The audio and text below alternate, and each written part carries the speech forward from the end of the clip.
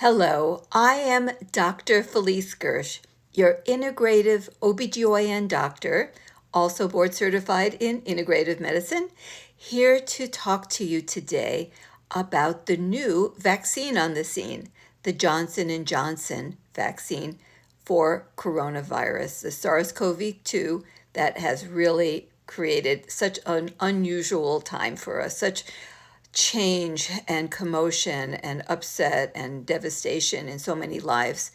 And here we have now a new vaccine, hopefully to the rescue, to help us to get back to normal life. But people have so much fear and concern about these vaccines, and I want to explain a little bit about the new one, the Johnson & Johnson one, so that you can make your own decision as to whether this would be something that you would want to have yourself, assuming at this time you have not received one of the other vaccines yet on the market. So this is a different sort of vaccine than the messenger RNA vaccines, the Moderna and the Pfizer one, those two that have been out now for quite a few weeks. And millions of people have gotten with very few serious side effects, considering all the potential benefits. It's really been quite an amazing rollout. Well, now we have a different kind of vaccine, more along the lines of a traditional vaccine. Remember, the others were brand new technology, messenger RNA. This is a viral vector. So let me explain. The Johnson & Johnson vaccine uses an adenovirus that is attenuated, so it's not infectious. So this particular, it's like completely deactivated, so you will not get an infection. Now, an adenovirus is a common type of virus that causes the common cold. So it's not considered a dangerous sort of virus. Now, this particular type of adenovirus has been genetically modified to allow it to produce the coronavirus spike protein.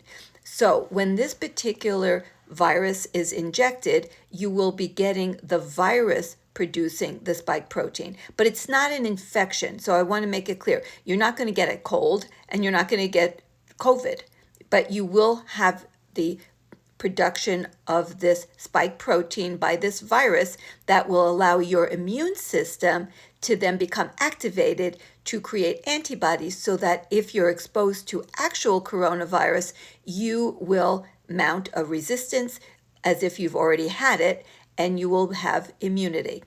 So it's very safe. It's based on technology that has been around, and it's very high tech. Now, what about the effectiveness? Is it really the inferior vaccine compared to the others? Well, all of these vaccines are new on the scene, and there are no actual comparative studies, but it certainly seems to be highly valuable, and we don't know. Maybe it is exactly as effective, maybe it's even more effective. So let's go over the data. Now, this Johnson & Johnson vaccine was tested in about 45,000 people on 3 continents, in Latin and South America, in North America, in the United States, and also in South Africa. So its testing also included some of the newer variants that have come out in Latin America, South America, and South Africa. Now, the original vaccines, the Moderna and the Pfizer, were not tested in those populations with those other newer strains of the virus. So that's why it's really not apples to apples here. It's apples to oranges, because the vaccines were tested actually in different populations, actually against different strains of the virus. So what's the data? So the effectiveness was found to be, in the United States, 72%. So what does that even mean, 72%? And remember, they said the Moderna and the Pfizer were about 95%. So it clearly sounds like the Moderna and the Pfizer are superior. But let's look a little bit deeper on what this actually can mean. Well, the 72% effectiveness doesn't mean that if you took it, that it would actually prevent the virus 72% of the time.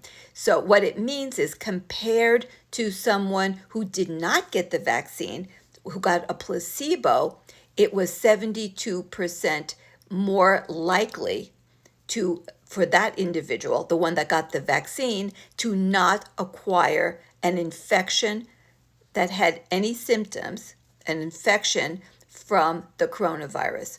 So just to make it clear, because a lot of people don't really understand what these percentages mean, it's compared to someone else who didn't get the vaccine. So understand, so it was the person who got the vaccine, the J&J, had a 72% reduced chance of catching the virus compared to someone who did not get the vaccine. Now, in terms of, that was in US, what about in the other populations involving the other strains? Well, it was 66% effective in Latin America, and in South Africa, it was 64%, which we don't know. This may actually be a higher success in terms of efficacy compared to the mRNA vaccines, because they weren't tested in those populations, and we know that they may not be as effective. So that's pretty good, but you may say, but wait a minute, I still like the idea of 95%. Remember, you can't really compare them. But let's see what it means in terms of death, because isn't that like the biggest thing, or really severe disease?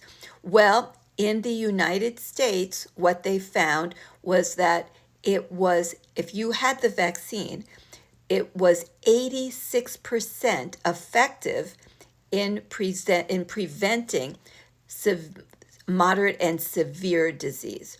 So if you had a mild case, I mean, honestly, that's not so terrible. You know, we know that people have had flu, other illnesses, and once again, we don't lock down the society and change everything about the way we live because it's flu season. And some people, of course, did get really mild cases. Some people got really severe cases. But what if you knew that you could get coronavirus, but you would never get a really severe case? It was really unlikely.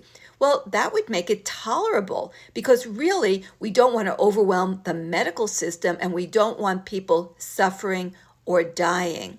So when you look at the numbers for preventing really severe disease, it was 86%, and that was after 28 days. But if you went out a month and a half, it was a full 90% effective at preventing moderate and severe disease. But here's something that is a really home run, okay, a really important piece of information, that in the vaccinated population with the J&J vaccine, there were no hospitalizations and no deaths.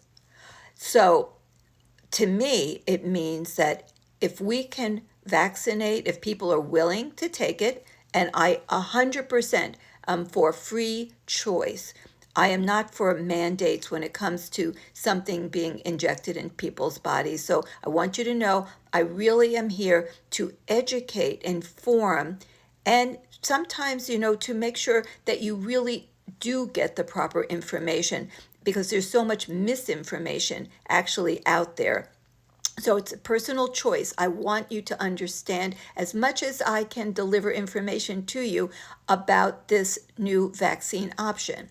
So there were no serious adverse events in the 45,000 people who received this vaccine. And in fact, the side effect profile was less than for those who received the vaccine from the Moderna and the Pfizer. So there were some side effects. Every vaccine, every illness has some side effects potentially. So not everyone had side effects, but they're potentially there. So what were some of the side effects? Something of a sore arm for where the shot occurred, some fever, headache, malaise, that type of thing, some nausea. But actually they were pretty mild. It wasn't overwhelming. Everyone didn't get it at all. And they were of a lesser degree than with the other newer mRNA vaccines. Now, here's another really important thing. The J&J vaccine is a one shot only.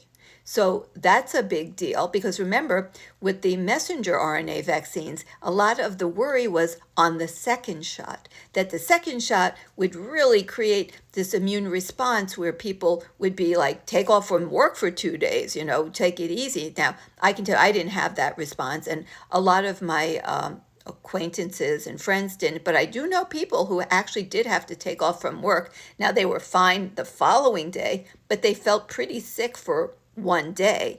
So that didn't happen with the Johnson & Johnson vaccine. So the side effects from having the vaccine were considerably milder. In fact, even the arm soreness was milder. And in terms of allergic responses, there apparently were 2 severe allergic responses that were reported later on, and there were no episodes of anaphylaxis. So for many people, they may actually prefer this vaccine because of its lower side effect profile, because there were, in the study group, there were no hospitalizations, 0, no hospitalizations, and no deaths at all. This is the key to us getting immediately back to life. I don't know about you, but I am so tired of the lockdowns. I'm tired of wearing a mask. I want to get back to my normal life again. And I feel that the risk profile for this vaccine and for the others is very acceptable. That's my opinion. It may or may not be yours, but looking at what's involved in all the options. Now, you may say, well, I am more afraid of the vaccine than I am of getting the virus. Well, that's a personal decision, but let me tell you a little bit about some of the potential risks of actually getting the infection. Now, women in particular who got infected with COVID, even and predominantly actually milder infections, were the ones more likely to develop the long COVID. Now, we don't even understand what long COVID exactly is. My own personal opinion is that it is probably a low-grade chronic infection in the lining cells, the mucosal lining of the GI tract predominantly. And so it's constantly revving up the immune system to some degree, and the immune system can't seem to completely get rid of the infection. So it's like a smoldering low-grade infection, which keeps people feeling really sick. And what's interesting is that some of the people, they're predominantly, if not all, women who actually went ahead and got one of the messenger RNA vaccines, it actually completely resolved their long COVID symptoms. So perhaps what happened is that they were not able to mount an adequate immune response to actually completely eliminate this infection. And when they got the shot of the vaccine, it really revved up their immune system and they were actually able to clear it. I mean, we don't really know, but that's one possibility. But I want to make it clear that the virus itself can have potentially long-term sequelae, even in those who have mild cases. You can get long-term COVID. Also, there's really a lot of concern that a lot of the proteins, the antigens that are on the coronavirus, are very similar to human proteins, and that getting an actual infection can lead down the road to developing autoimmune disease. So, and the way that happens is we call it molecular mimicry, that the immune system is attacking the proteins that are on the virus, creating antibodies in our own body against those proteins. But the proteins of the virus look just like, so close to the proteins of our own tissues that they cross-react, and the antibodies actually attack our own tissues, creating what we would call autoimmunity. And there's some concern by some very renowned immunologists that we're going to have down the road, we don't know, a year, 2 years, 3 years, just an explosion of women, predominantly young women, having autoimmune diseases. In males, they have found that this virus can get into the male testes and lower sperm production and testosterone production. And we don't know if that could be over a long period of time. There have been some cases where it's involved changes to the heart muscle and into the brain and the blood vessels as well, creating a vasculitis. So it's not harm-free to get the actual infection. So when you come to the choice and you're in a crossroads and you have to say, am I going to get the vaccine, or, will I have the infection? Probably, or we never know, and you may want to opt for the vaccine. Now, here's something you could do. You could get your own antibody level tested to see if you had the infection and didn't even know it. And then you can consider, if you've had the infection and you have antibodies and you're very much on the fence, how you feel about it. Right now, the official recommendation is that once you have been 3 months out from having an actual infection, that you should go ahead and get the vaccine. There was one interesting study out of Israel where they checked people who had antibodies and also had a confirmed infection, and people who did not. They were proven that they'd never had the infection with the COVID and they had negative antibodies. And then they gave them one of the messenger RNA vaccines, I believe the Pfizer, and what they found was that the immune response of those who had previously had an infection was really dramatic. And they felt that even in people who were completely asymptomatic or very, very mild cases, that they would get a very robust immune response to the first dose. And they feel that it may turn out to be that if you've had a previous infection, if you get just one dose of a messenger RNA vaccine, that you will be just totally set to go to prevent getting infected for an indefinite period of time. That hasn't really become a mainstream recommendation. It was a recently published study, but perhaps that will be a reasonable thing. If you show antibodies, to just get one shot of the messenger RNA vaccine, and then you're set. But that, like I said, more data will be needed, and no official recommendation like that yet exists. In terms of giving out the vaccine, the Johnson & Johnson vaccine is much easier to use than the messenger RNA vaccines. It can be stored in an ordinary refrigerator. It doesn't need those incredible freezer temperatures. And it's, like I mentioned, just a single shot. So what's happening? This vaccine is now being delivered into many places in the U.S., and they're using it in ways to really help people who want to get vaccinated and haven't been able to. There are many elderly seniors who are not able to get out of their home. They can't even figure out how to get an appointment. And many of them, though, are on Medicare and have home nursing services. So a nurse comes to their home maybe 3 times a week, but they couldn't bring a vaccine. And so we know who those people are. They're in the system. So knowing what seniors have not been vaccinated but are on Medicare and are having home nursing visits, and so we have the data on who is out there, they're actually creating mobile units, since the vaccine doesn't have to be in a really frozen state, and they just can keep it cold in like a refrigerator type situation. And now they're creating mobile vaccine units to go directly to these seniors' homes and vaccinate them there. And it's just the one shot, so it's much more doable. They're also creating vaccine centers in New York that are open in the middle of the night. They're open throughout the entire night for people who just can't take off from work, or they can't get away, or maybe they're working in the middle of the night and they're sleeping during the day, but they can take off from work. So they actually created vaccine centers that are open only in the middle of the night.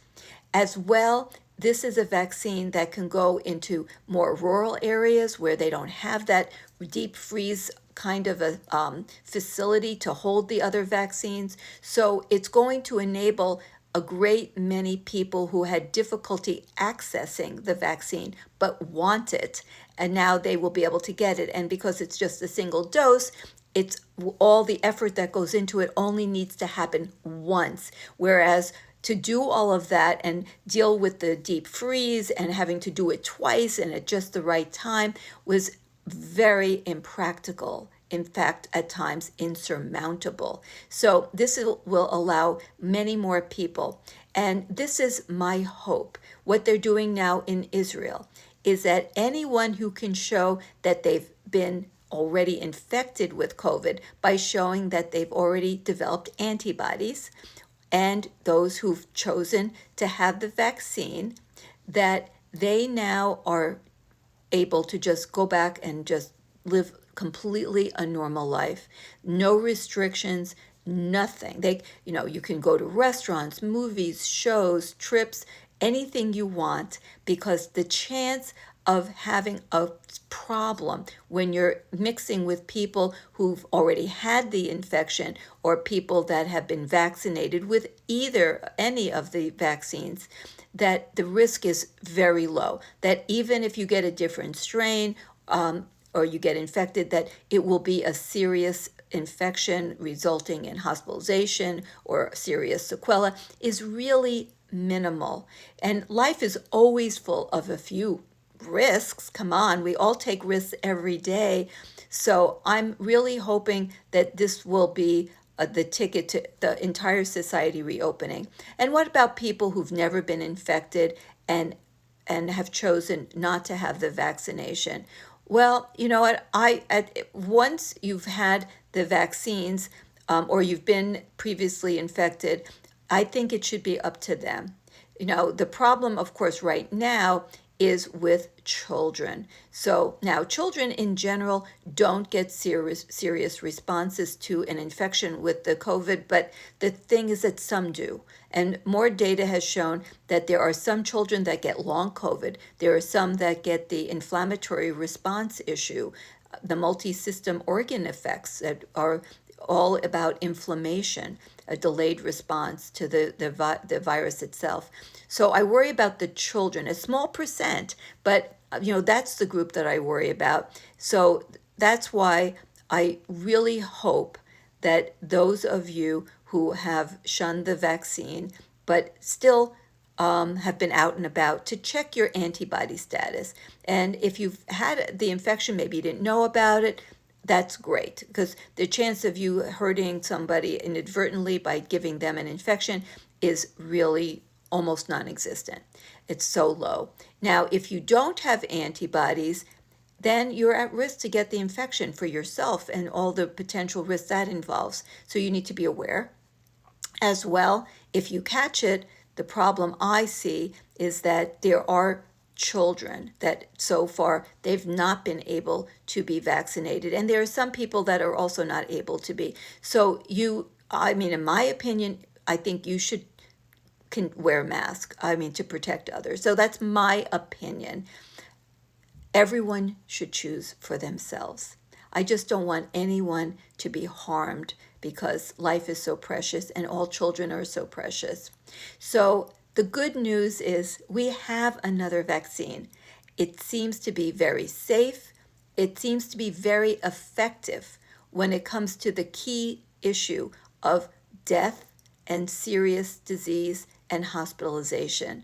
So it's very effective for that. You might get a mild infection, that is true, but it doesn't seem to lead anywhere down the line to be something serious.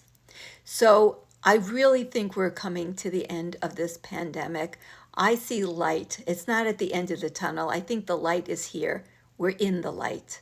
So I think it won't be long before everyone who wants to be vaccinated will.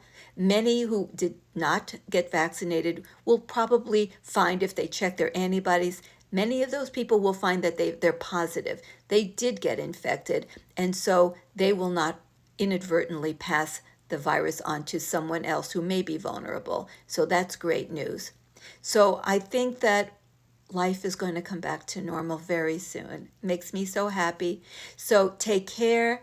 I hope this was helpful. I'll be back again in the next week with another Instagram Live. Take care. Bye.